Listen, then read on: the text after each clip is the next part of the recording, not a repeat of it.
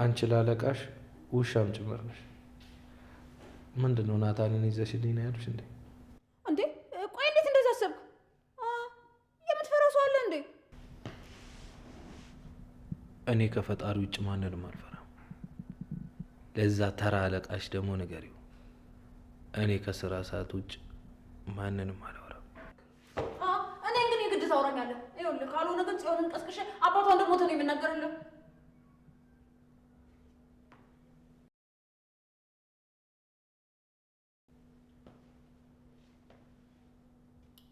ሞክሪው። አለቃሽ አልነገረሽም እንዴ? እዚህ ፊት ለፊትሽ የቆመው ናታን አይደለም ናኤፍ ነው፣ ከአለቃሽም በላይ የሆነ ሰው። አንድ ቃል ትንፍሽ በይና የእኔ ሴቶች ጋር አስገብቼ ኢፍራታ ላይ ያረግሽውን አንድ በአንድ አንቺ ላይ ያረጋል። ዝም ያልኩሽ ስለማላቅ አይደለም።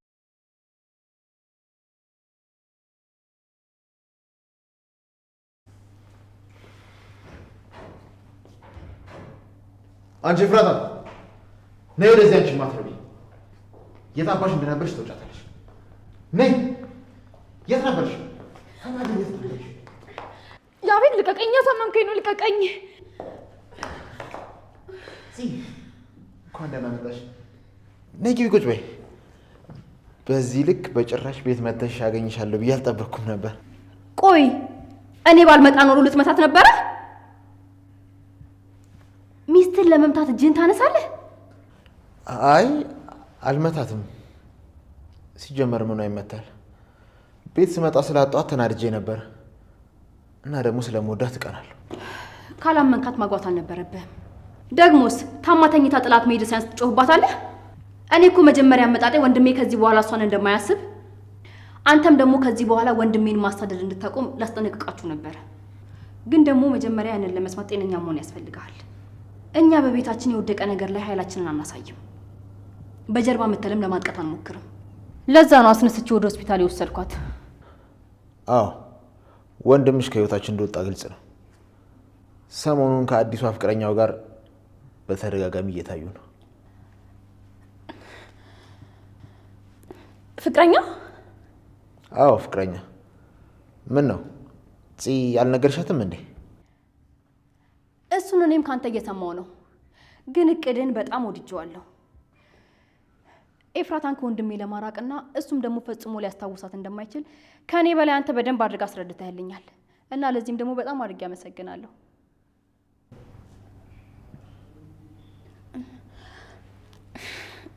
ከመጀመሪያው ምን ነኝ የተውኩት? አይደለም አንድ ፍቅረኛ 10 መያዝ ይችላል። እኔን አይመለከተኝም። እሱንማ እያየነው እኮ ነው። ለማንኛውም አቶ ያፌት ከዚህ በኋላ ሚስት ላይ ለመጮህም ሆነ ሚስትን ለመቅጣት ስታስብ ለምን እንዳገባት በደንብ አድርጋ አስታውስ። እሺ በቃ ደህና አደሩ። ቆይ ፂ ስለመሸ እንዳፈሪ ነው ላድርስሽ። ያፌት ለኤፍራታ ናታን ፍቅረኛ እንደያዘው ነገራት። ሰላም አለይኩም። ሰላም ውድ የቻናሌ ተከታታዮች እንዴት ናችሁ? ደህና ናችሁ? እኔ ደህና ነኝ አልሐምዱሊላህ አለሁላችሁ። ይህንን ቪዲዮ ስትጀምሩ በላይክ ጀምሩ፣ ሰብስክራይብም አድርጉኝ። ሀሳብ አስተያየታችሁንም ኮሜንት ላይ ድቅ አድርጉልኝ ማለት ነው እና ሐረግ ድራማ ክፍል 96 እንዲሁም ክፍል 97 ምን ይካሄዳል፣ ምን ይፈጠራል የሚለውን አብረን እናያለን ማለት ነው። እንግዲህ ከባለፈው ሳምንት ቢኒና ናታን ያው እንደተጣሉ እናውቃለን። ስለዚህ ቢኒን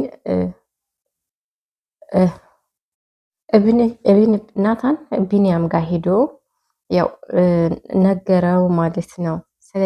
ስለዚህ ቢኒያምን አሳምነው ያው ገኒም እንግዲህ ተነጋገሩ ምናምን ብላቸው ወጥተው ሄዱ ማለት ነው።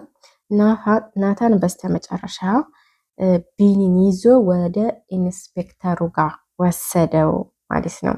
ምክንያቱም ናታን ለምን እንደተው ለምን እንደራቀው ምናምን አስረዳው ማለት ነው። እና ያው ቢኒም ደግሞ ግር ብሎት ነበረ። ምን እየተካሄደ ነው ንገረኝ ምናምን አለው ማለት ነው። ሁሉን ነገር ነገረው እና እና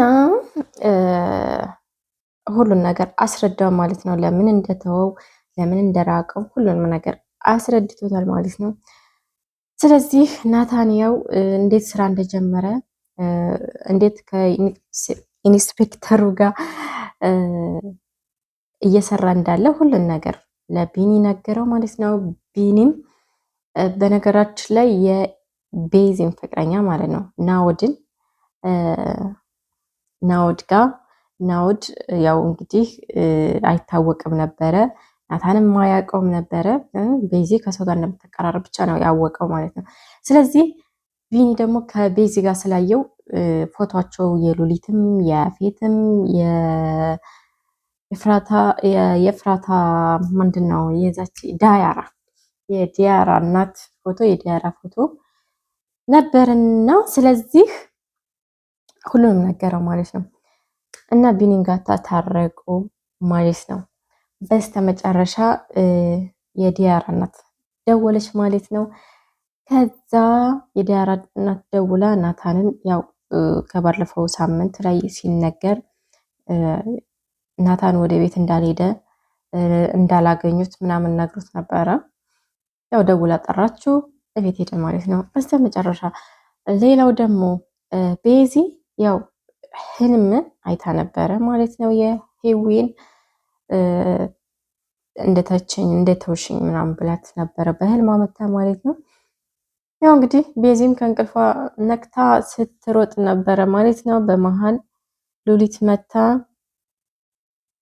ምንድነው እያለቻት ነበረ። እንደሌለች ነገረቻት። ሉሊትም ቤቷ ሄዳ እንዳፈላለገቻት ምናምን ነግራት ነበር ማለት ነው። ያው ሉሊት እውነት ያው ቤዚ እውነት መስሏት እየጮኸች ነበር ማለት ነው። ሉሊትም እንግዲህ ምንሆነች አበርሽ እንደ እያለቻት ነበር ማለት ነው። እና ያው ቤዚም አሁን በቃ እሷን ለመፈለግ ወስናለች ማለት ነው።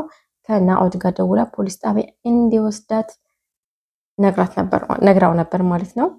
ያው ሰዓት ስለሌለ ሰዓት መሽቷል አላት ማለት ነው ናኦድ። ስለዚህ እንግዲህ ቤዚ ልታፈላልጋት ነው ማለት ነው። እንደገና የናኦድ ወንድም ማለት እናቲቱ የደበቀችው ማለት ነው ወንጀል የምታሰራው ልጅ ናኦድን አግኝቶ በቃ አብረኸኝ እንድትሆን ፈልጋለሁ፣ ጓደኛ እንድትሆን ፈልጋለሁ፣ ወንድሜ እንድትሆን ፈልጋለሁ አለው።